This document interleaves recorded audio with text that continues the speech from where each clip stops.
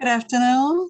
I'm Christine Taylor Lewis, and on behalf of the Afro-American Historical Association of Fauquier County, I thank you for your support and your presence today, and I welcome you to this, our third in a series of conversations with family historians who will share their genealogy research and other information related to the African-American experience in Fauquier County. Now, part of our mission here at AAHA is to collect, document, preserve, and share the U.S. history with a focus on African-Americans here in Fauquier County. Now, our hope is that this series of Zoom calls will in some way serve as a gateway to the extensive collection of information that's available to you in our museum, our library, our media research room, as well as the various social media outlets such as Facebook, YouTube, Zoom, and of course our website, where you will find our interactive story map, which tells all about the history of the communities, churches, and schools of Fauquier County. So please visit us at aahafauquier.org. Thank you. Now, before introducing our guests, we want to take the opportunity to acknowledge Black History Month by stating that the Afro-American Historical Association of Fauquier County encourages everyone to continue studying African-American history, especially in the month of February. This year's national theme is Black Health and Wellness. We salute our nation's countless healthcare workers, regardless of their role, who have dedicated so many hours to the care of all patients, especially those during the COVID-19 pandemic. So on behalf of the AAHA Board of Directors, our staff, our volunteers, donors, and members, we say thank you to each and every member of the healthcare profession. Your service, your sacrifices, and your staying power is very much appreciated. So now, it's with great honor and joyful anticipation that I introduce today's guests. They will talk to us about the Daughters of the American Revolution and share their individual experiences with becoming members of that organization. I'd like to ask everyone besides Stephanie Addison-Mudd and Lisa to please turn on your mute. Stephanie Addison-Mudd, she's a returning visitor. She was with us during our first session with Adrian Mercer when we talked about basic genealogy research, and they shared a little about their family histories. Now, Stephanie is a Fauquier native. She was born in Warrenton. She graduated from Fauquier High School in 1989 and attended Virginia State University. Stephanie currently lives in Bealton with her husband, George. So welcome back, Stephanie. Hello. Hello, it's good to see you again. Thank you so much. Nice to see you as well. Yes. Now, Lisa Lawrence is a native of Portland, Maine. Her father was in the military, and his last duty assignment was in Virginia Beach. From there, she gained connections to the Fauquier area. Lisa is a certified professional coder and currently resides in Warrenton with her husband, Gary Yates. So welcome also, Lisa. Thank you. Thank you for having me. Thank you. It's so good to see you. We appreciate all that you two will be contributing. First, for the benefit of our guests, I want to ask you just a few questions about genealogy and genealogy research. And from there, we'll move on to our discussion about the Daughters of the American Revolution. So both of you, what caused you to become interested in searching your genealogy in the first place? We'll start with Lisa, please.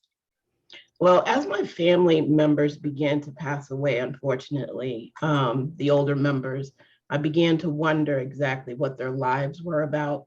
The only thing that I knew was that, my father was born in Pennsylvania. He had roots in Virginia. My mother born in Maine, and her family is from Canada. And that's all I knew beyond my grandparents. I didn't really know that much about my great grandparents. So I started researching and trying to find as much information as I could. Well, that's excellent. Yeah, many of us start that way, trying to discover our roots, starting with our parents. And some of us don't know who our ancestors were. Exactly. So, yeah, so I understand that. And Stephanie. Yes, I started my research for, like I said, everybody's kin to everyone around here, and to ensure that you're dating and not marrying your kin. That was how I started, because everybody around here is family. Yeah. I know John has, everybody's, oh, it's my sister, my aunt, my whatever cousin. That's true. That's so very true. So how long have you both been researching? And Actually, I created an account back in 2009 on Ancestry. wow, yeah. And I wasn't really that serious about it. It was just, oh, I think they were advertising you can have a free membership for 30 days or something like that. And so I, just logged in. I didn't know what I was doing back then. I was attaching people that didn't belong to people. It was a mess. I know. I know. You have to be careful with that. Exactly.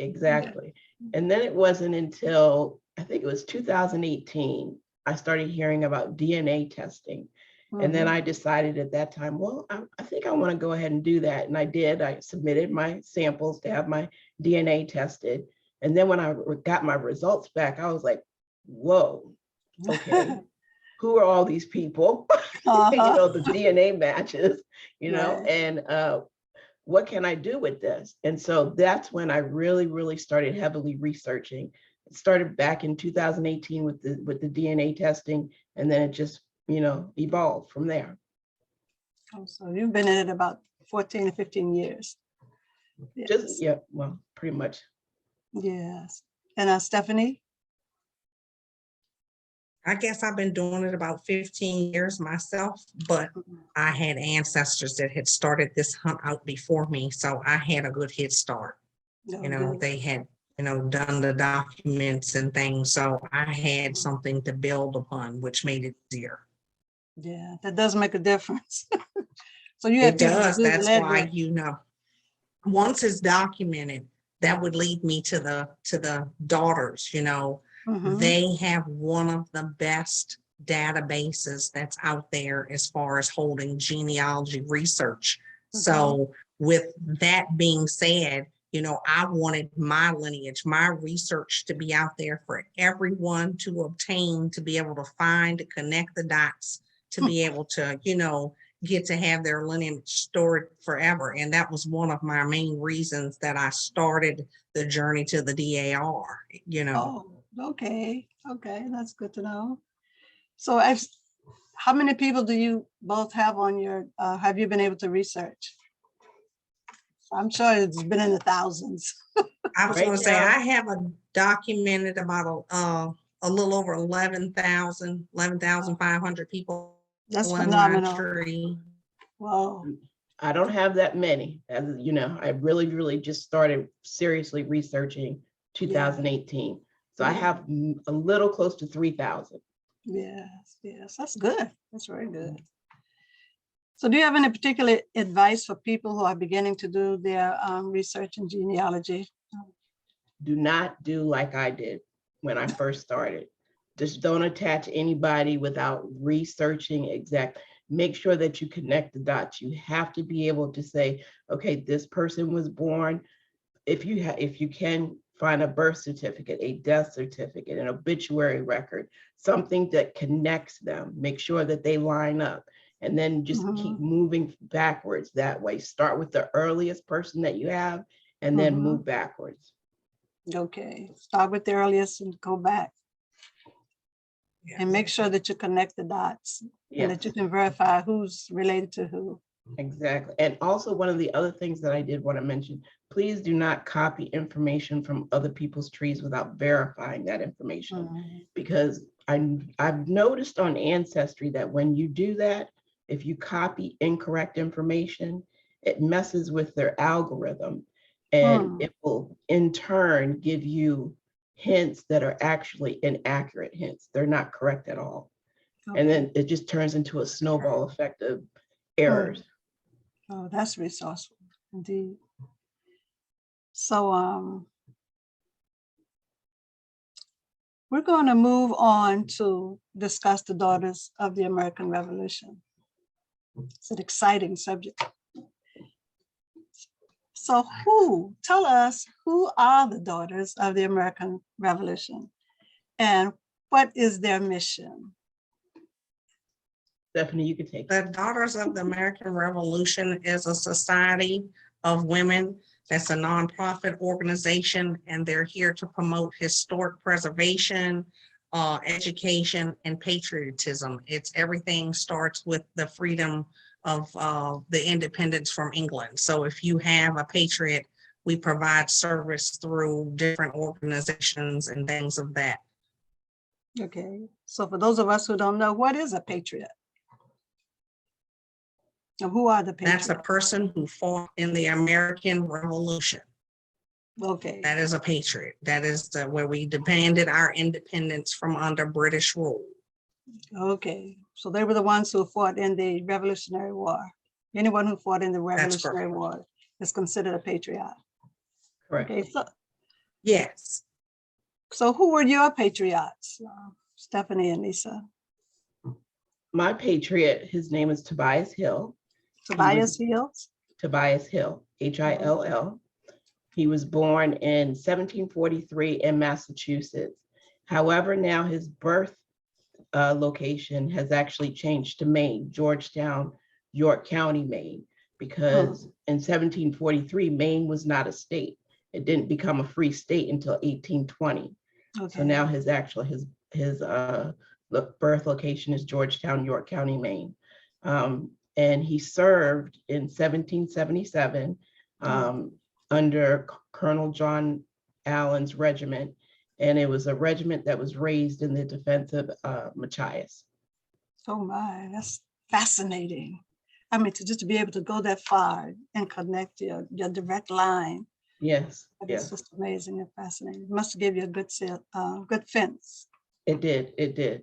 I was able to find also other information on him that I found fascinating that I'll probably talk about later. Okay. So what about you, Stephanie? Who is your patriot and what can you tell us about him? My patriot was William Eustace. He was born here in, he was born in Lancaster County in 1729, and he died in Fauquier County in 1800. There is kind of a conflict between his patriotism. Some is that he did service, because you can join DAR under a patriot that actually fought in the war, or you can join DAR if you had a person who provided service to the war. So there are people who gave goods, or they came in barge or horses, or gave them, lodging for the night. If you participated in the service act as well as the actual fighting, that gives you the ability to join DAR. And that's what my William Eustace did. There's a record that says he actually fought, but in their documents, it says he provided service. That's amazing. That's amazing. So he provided a service to those who were in the war, those who fought. When you said there is a record also that he fought? Yes, we've been able to locate one that he was part of I want to say the 3rd Virginia Regiment, but I'm just unsure of the regiment off the top of my head. I'd have to look that up, but there was a document. But with DAR, you have to prove it beyond a reasonable doubt. You have to cite your source. If there is no, well, maybe, it's none of that. If your assumptions go out the door. So if you do not have a birth certificate, a death certificate, a marriage certificate on each person as you build your genealogy, when you hit that roadblock, you must overcome it. And you're allowed to use family Bibles, you're allowed to use reference materials, newspaper articles, obituaries, but regardless, you must connect the dots and you must cite your source, and you have to be able to regurgitate it back in order to get your application accepted. So that we come back again to the fact that you have to connect your dots. Yes. You must have the Yes, most documentation. definitely. So when did you join? When did you become a member? What year? I joined in, I became a member in 2018. What occurred was, me and my Aunt Sandra had been doing genealogy research, and they ran an ad in the local newspaper and said that they were doing a genealogy workshop. And my Uncle Paul, her husband, he said, why don't y'all go? And we looked at him like, yeah, right. They don't allow Black people, you cracking jokes. Then I said, you know what? I'm going. And, we went, and then they had different groups and they did the different workshops. And at the end of the day, I told my Aunt Sandra, I said, we're joining. And she gave me the side eye. And I said, we're joining. We're going to declare our patriot, and we're going to join. And that's what we did. Whoa. So what was it like once you made the application? Did you go through their website, or did you talk to any persons directly? Or what was the application process? Well, you had to cite the application process itself was you just had to document each living person, and you had to like I said, provide a birth certificate, a death certificate, and a marriage certificate for each person within your lineage. So my problem, which I pulled her out for us today, I don't know if you can see her here in the picture, but this is Louisa Johnson, and this is her husband, William Oliver. Actually, her maiden name is Campbell through the records, but this is who I declared my patriotism through, because her son, Louisa Johnson's son, this is Edwin. When he got married, he changed his name to that of his white ancestor. He declared himself that I'm now Edwin Eustace, and I'm no longer Edwin Johnson or Edwin Oliver, the names that was provided to him in the slave inventory, and he named his white father. Upon doing that, I went to Karen up there to where you guys are, and she was like, yes, Louisa Johnson. And she began to tell me Louisa Johnson, and because her husband descends from Louisa Johnson. So when you do, because I did not have a per se document to chase your person to get to my patriot, I had to then cite sources of people who could help me verify my things above and beyond the documentation. And Karen was one of my main sources that I used. I used the inventory from Elizabeth Fox Blackwell, where she freed her slaves, and we see all of her kids, her at a price tag, and then you see them gain their freedom. You see that they inherited the land from them, and Louisa Oliver's property is still owned by the family, and it's still there in Blackwell town. The house is not in great shape, but at least it's still there, and it's still in the family. So your legacy is still, something that you can grab to. Oh, that's extraordinary. It truly is. So Lisa, do you want to tell us a little about how you joined? Well, I was inducted in September of 2019. Now, the way I found out, I would have to go back to DNA. When I started, I turned in, got my samples for DNA, and my DNA matches came up. I started working on my tree, trying to connect the dots to who all these people were. And out of the blue, and I'll never forget, I think it was November of 2018, I received a message on Ancestry. And it was from a distant cousin who I had never met before from New York. And she said, Tobias Hill is a patriot. And I said, okay. And she said, he married twice, which I did not realize at the time, because his first wife, which would be my fourth great grandmother, her name was Jemima. And his second wife was actually named Janelle, and she was actually a slave from Maryland. And she descends from the slave from Maryland, and I descend from Jemima. So when she told me all that, she was like, you should look into it. You should look into seeing if you can actually join the DAR. He's already approved patriot. See if you can prove your lineage.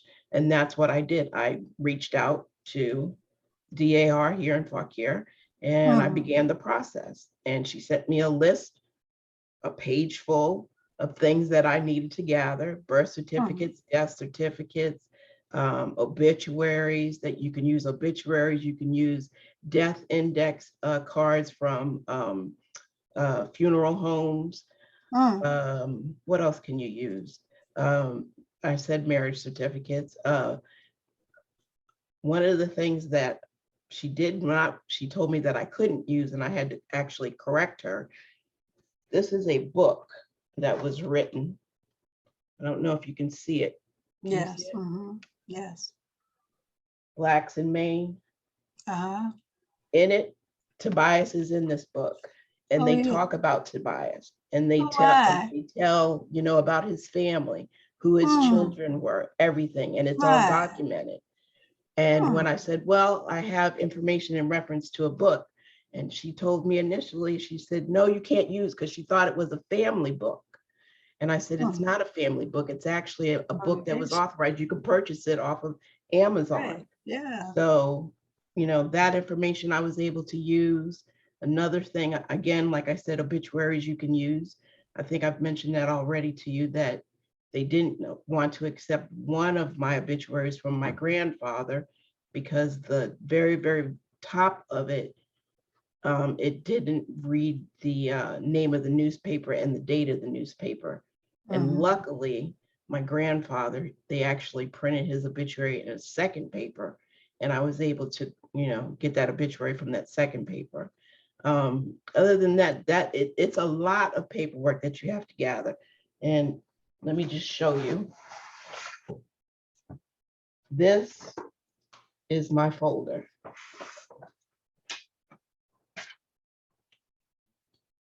Whoa. All of these. This is the entire document to prove. That's everything that you had, that you submitted to prove. Yeah. Yes. That Tobias. And it takes a lot of time, and it takes a lot of patience. And if you are actually diligent and you really, really want to have your patriot recognized, then I say go for it. That's extraordinary work. It sounds like it just takes a lot of time, a lot of dedication, a lot of energy. So did either of you find any major stumbling blocks? Like I said, the only thing was the obituary, and she at one point was not going to accept that the information from the book, even though that it was allowed.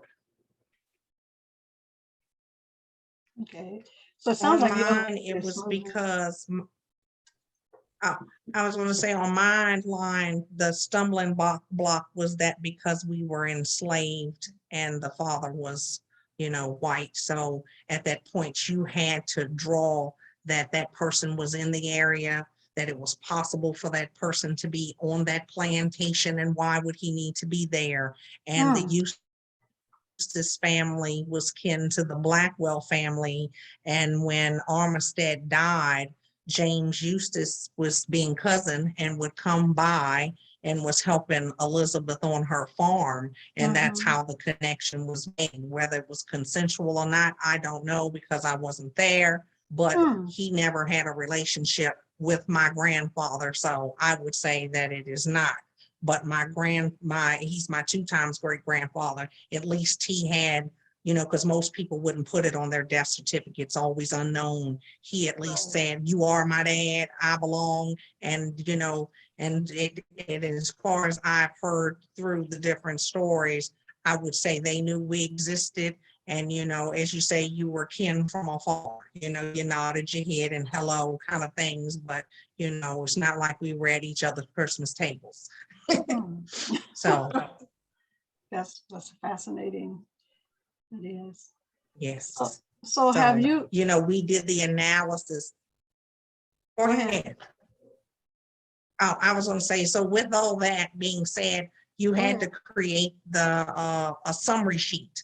And in that summary sheet to join DAR, you had to gather everything that you could find, the inventories, the death certificates, the children, who did the children name as their fathers, and how did they connect one another? Because that's how my fascination with Blackwell town began, because you saw all of these people who had gained their freedom in 1859. And then it was the concern of, you couldn't be here in Virginia, you were going to have to be relocated to free territory. Not everybody wanted to go. The Civil War happened.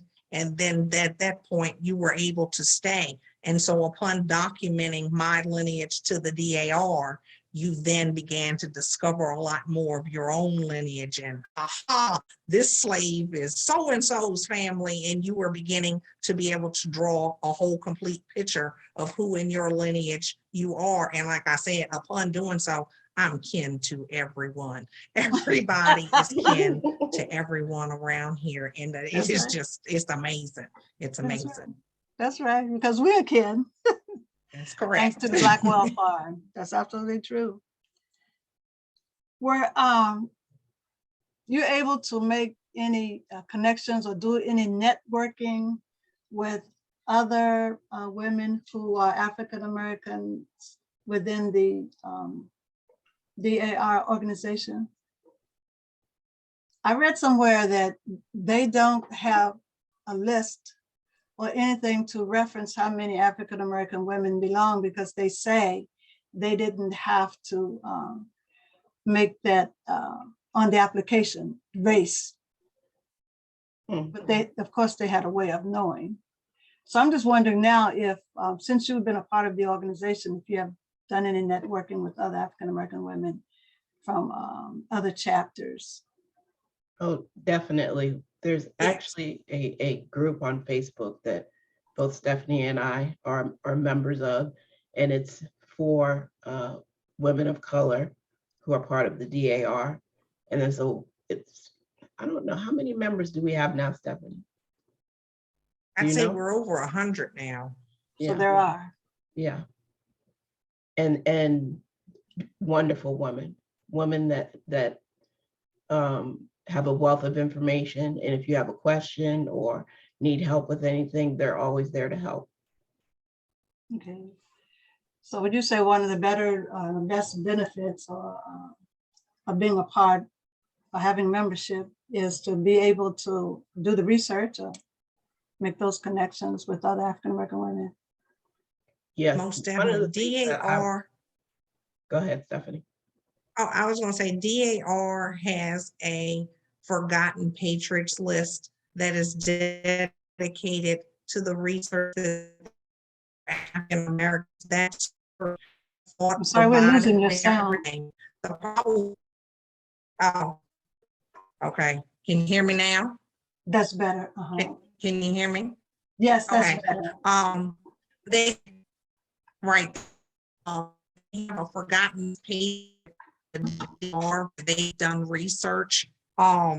They have documented African Americans, Native Americans that served in the Revolutionary War.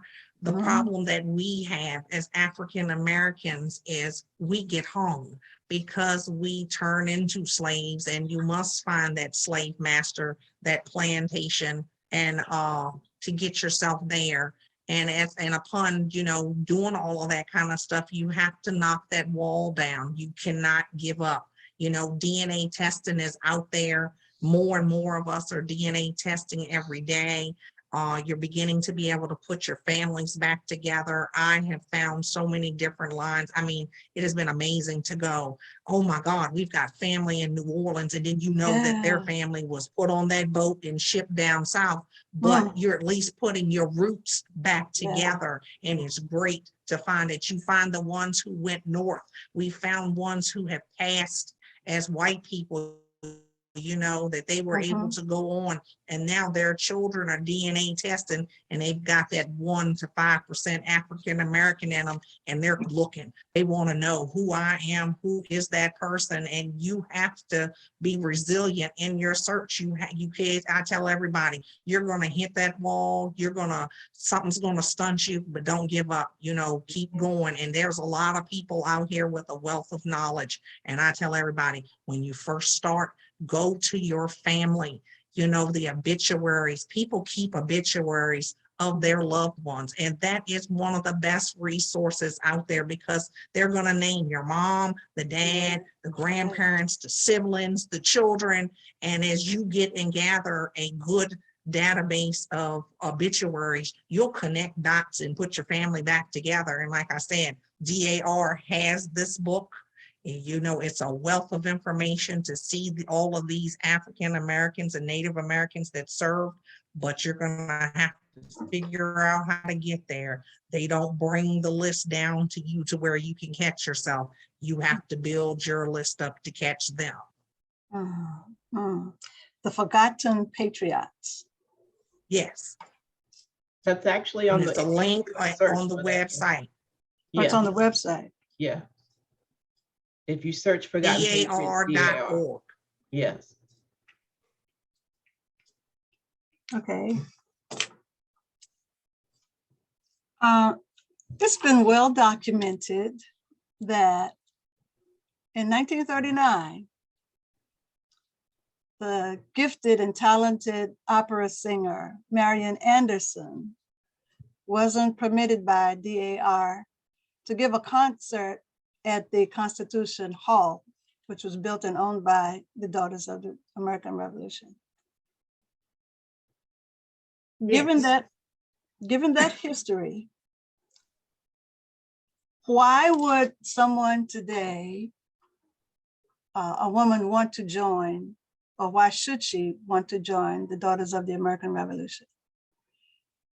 Also in 1984, a woman in Washington, in the Washington chapter by the name of Leona Lorraine Santos Ferguson was denied her application. There was some controversy about her.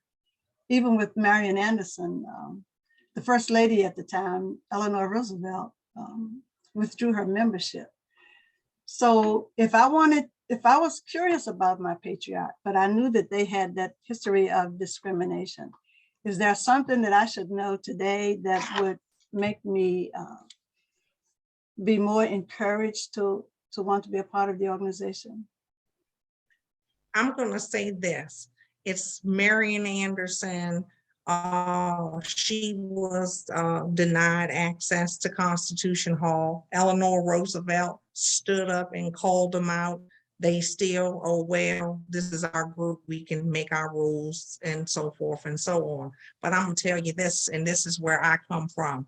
When doing y'all's frame of segregation, you could go to those stores and sit down in that store to stop you from going. No, it's determination that you're not going to deny me access to something that I have the right to join. So if you choose to sit back and let their moment of racism in history stop you from doing it, we would have never elevated to where we're now integrated school systems. We'd still be riding in the back of the bus if Rosa Parks didn't choose to say, I'm gonna sit down. So everybody has to make their stance. And it is awkward.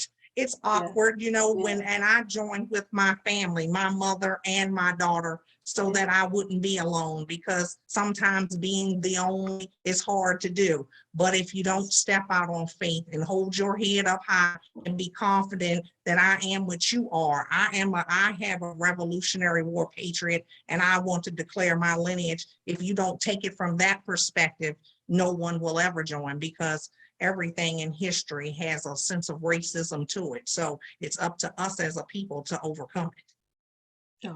Amen and amen. What I have to say is pretty much on the same lines. Don't let the past dictate the future. Change is inevitable. You know, things are going to happen.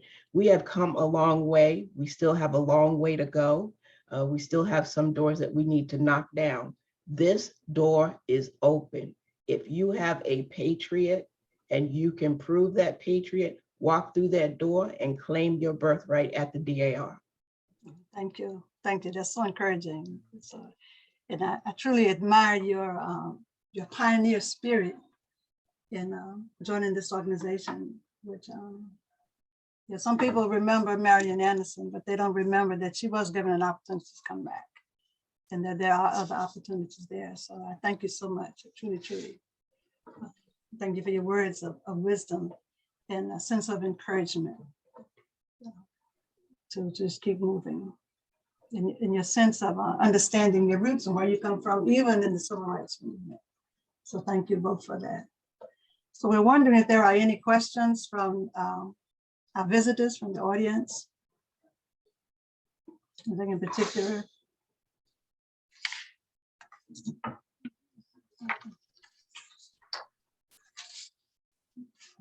Is there anything else that Stephanie or Lisa would like to share in this conversation?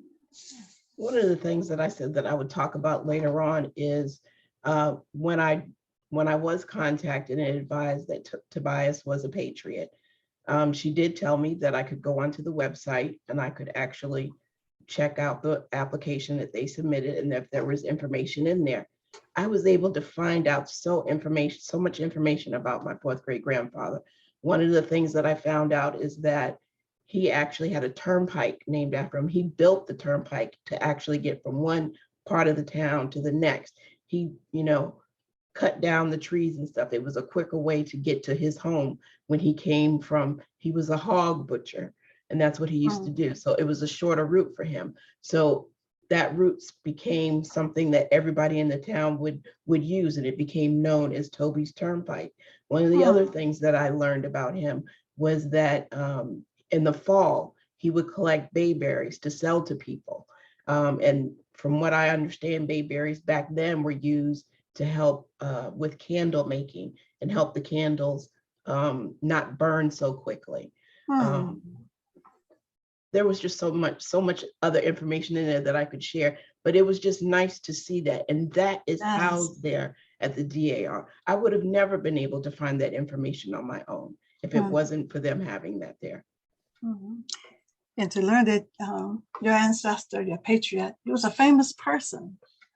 He was someone well-known in the community. That's awesome. Yeah. That is truly, it would give me such a warm feeling, a pride within, to know that that's a part of my roots. So I can imagine the feeling that it brings to know that. So we do have a question from Angela, and she's asking, are there other DAR members on the call? My daughter is on here, Brooke. I saw her name. I don't know if she's still around, but she's a member.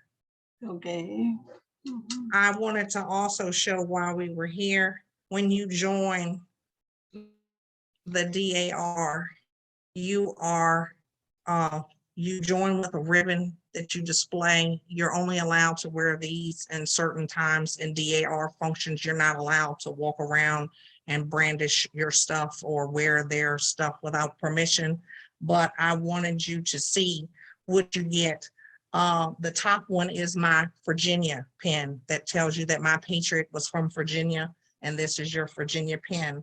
Then you get your ancestor bars to say, this says I'm a member of the Fauquier Courthouse chapter. And then this bottom pin is for my patriot.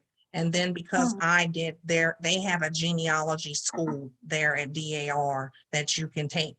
And because I went to school, I completed the classes all the way down to the DNA. And these are your pins. As you complete and gain your stuff, that you build your things out. There are ladies that have patriots and different things that they have done. You can have them, they walk you forward in military service. So even though once you get your patriot, you got an ancestor that's World War I, World War II, Vietnam, they honor the military. We provide service to those that serve.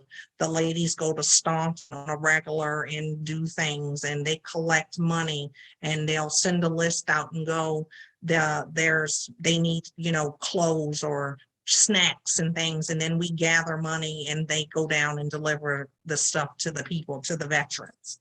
But I wanted you to see that these are the things that you get. And I'm just submitted in for my additional Patriots now. So I'll have me some more pins soon, ladies. So when you go to the meetings, you'll have your badges. They'll be decorated.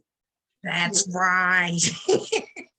Yeah, that's inspiring. As you say, it tells your story. It tells you what you have. It does. It does. It does. Mrs. Lewis, this is Janice Winters.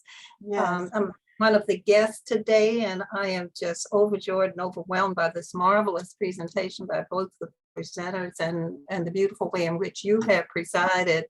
And I'm not a member of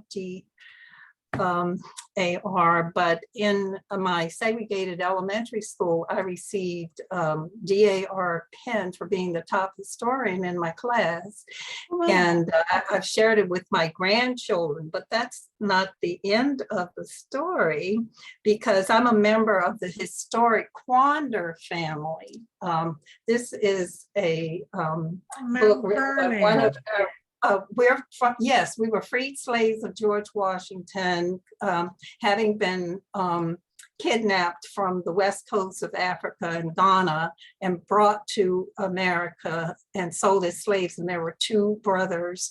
One, Henry Quander, is mentioned in this book written by one of the members of our Quander family, and it's called The Quander Since 1684, An Enduring African-American Legacy. And that's just the beginning of the story. Well, That's So outstanding. now I have to join the DAR. I didn't even really Yes, know you do. I had an opportunity to do that. oh, There's a lot to tell that's on my mother's side. My mother was Eunice Quander Lewis, and I'm Janice Lewis Winters. And on my father's side, the Lewises came from the Haymarket, Gainesville area, okay. and my grandfather worked for over 30 years as a sexton at the Virginia Theological Seminary in Okay. Alexandria, and we are receiving reparation money today because we had to That's share those outstanding. things you mentioned: birth certificates, death certificates, marriage certificates, and obituaries, and all of those, and health records, and it's all been documented. And so we are the recipients of our illustrious four parents and grandparents and freed slaves of Africa. Thank That's you so much. outstanding. It That's is. outstanding. This is Amazing. absolutely phenomenal, extraordinary, Mrs. Winters. Yes, I don't want to get started. I could go on forever, but this has been marvelous. I want to hear more. It's amazing. We want you to join so Yes, we can please. have your lineage documented. Oh, it's documented, but I have personally not joined the DAR, but now I will. Oh, please. Yes. Yes, And my yes. family too. I will spread this to my family and of course to my grandchildren, because they're my focus right now. I have 4 grandchildren between the ages of 23 and 15, 2 grandsons and 2 granddaughters. That's great. They know about this. I've given my DAR pen to my grandson, who's now 20, who is a historian. Oh, that's phenomenal. That is awesome. It truly is. We thank you so much for Yes. joining with that wealth of information. Oh, I'm going to put myself on mute because I could talk forever. Well, we'd like to hear your story. Well, thank you so much. I'm staying on. Okay, This so- is marvelous, just marvelous. So then you can just go on to the website, to their page, and begin the application process. Is that right, Stephanie? And Yes, as you say, she finds a chapter. They're all over the state of Virginia. Well, actually, they're all over the United States, but here Right. locally, there's several chapters that you can join. And as you say, they just did a new one that hasn't been around too long in Middleburg. It's the Phyllis Wheatley one. Oh Is it my. Phyllis Wheatley? And No, it's the Hemmons Bell. It's the Hemmons Bell one that they did. So they've got different organizations that are out, and you know, there's been women of color that have joined together and have now gotten approved, and they have their own DAR chapters. So, you know, it's coming along, you know, it's just, as I say, I tell everybody, one day at a time, but there are patriots out there. They give you a list. If you can get to that person, you declare your lineage, make that person that is now unknown, the forgotten, you know, bring life to that person, you know, let your ancestors speak, as I say. That's Exactly. awesome. That's awesome. And the wealth of information from Ms. Winters, I'm still blown away by that. There's another question. It is, the Quanders they have a huge family reunion. When I did our research, were you there when they did the dedication of the African Historical Museum there at Mount Vernon, and they invited everyone out for that afternoon? Did you go? Yes. Yes, we My were there. husband That and was I- awesome day. Children and grandchildren too. Yes, And yes, we 'cause- met consistently as a family, the Quander family, for over 93 years. Ah, Annual. okay. I'm That's going back on marvelous. mute. That's just marvelous. Bill on the chat is asking where the Blackwell Town farm is.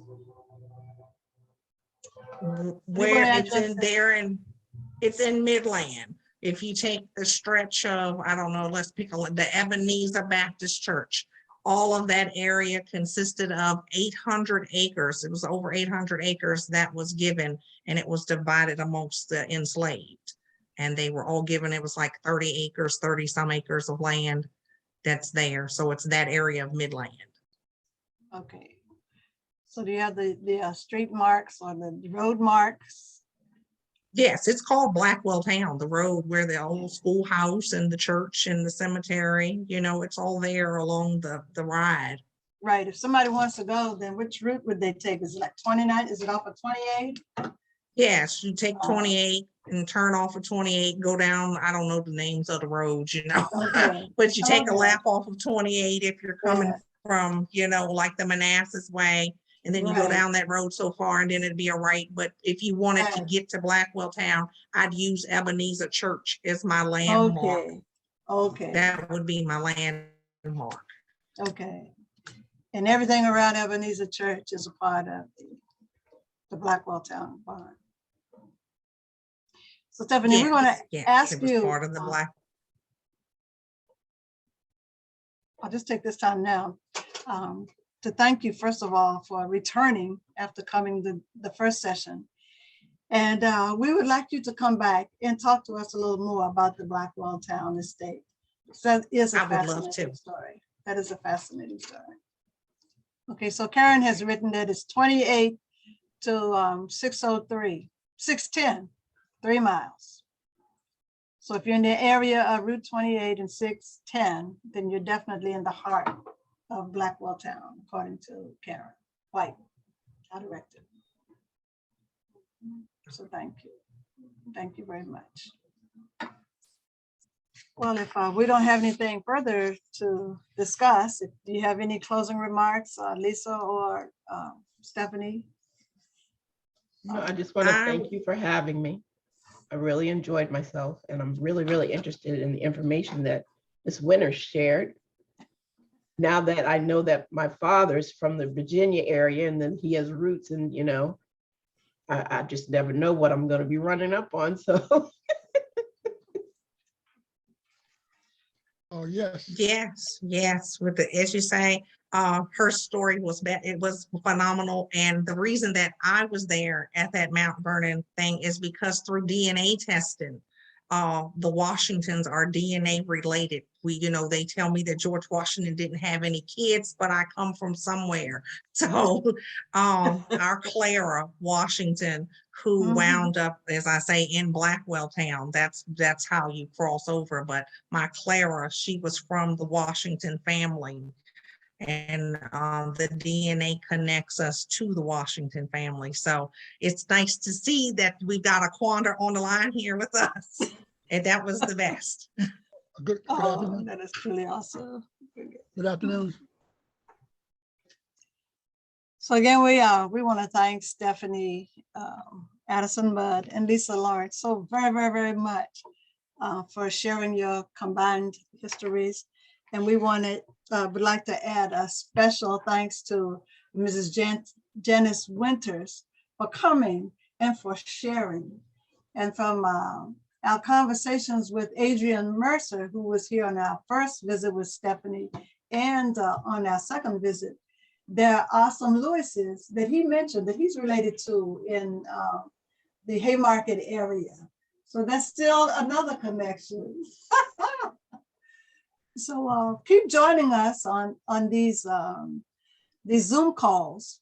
They will occur on the 2nd and the 4th Tuesday of each month.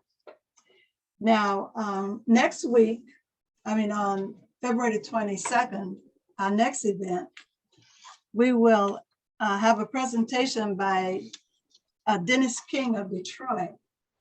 And he'll talk to us about the King family, whose roots run very, very deep in Fauquier County, and they spread to neighboring counties and other states as well. And he will come to us on the 22nd of February. And on March 8th, a month from now, we will be talking with Nichelle Calhoun, who's been a part of the staff and done quite a bit of work here with the Afro-American Historical Association. And she'll talk to us about making her genealogical connection from the urban DC area to the remote woods of Fauquier County. And I think that both of those conversations should be very intriguing. But again, we thank our visitors today, and ladies who have joined us, Lisa and Stephanie, and Mrs. Winters, for your wealth of information.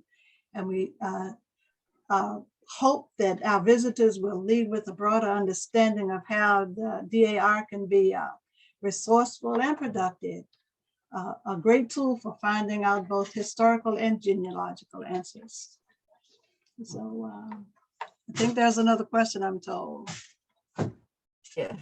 Yes, Is that from Michael? yes. Can you hear me? Yes, yes.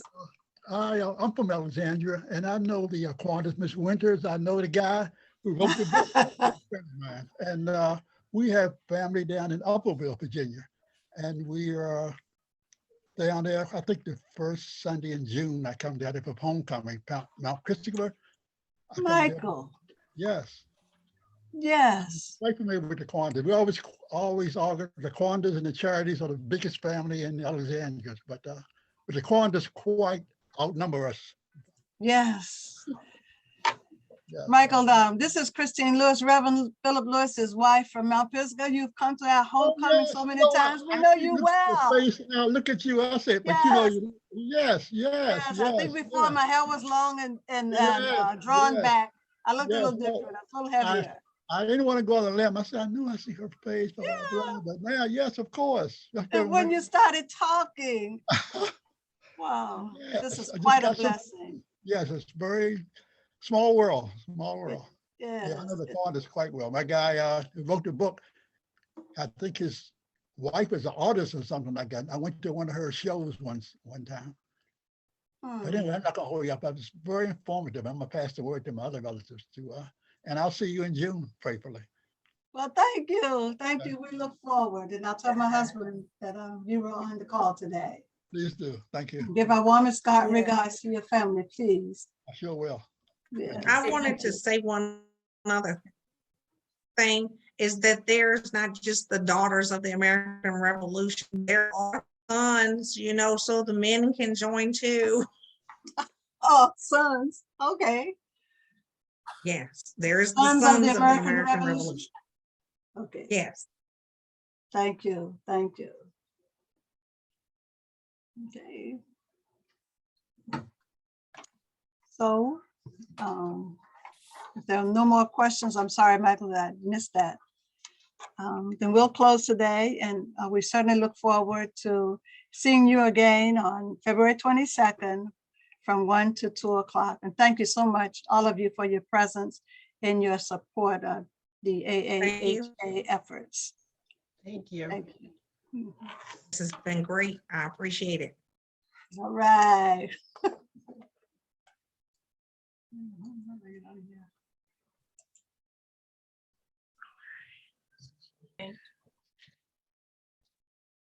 Blessing.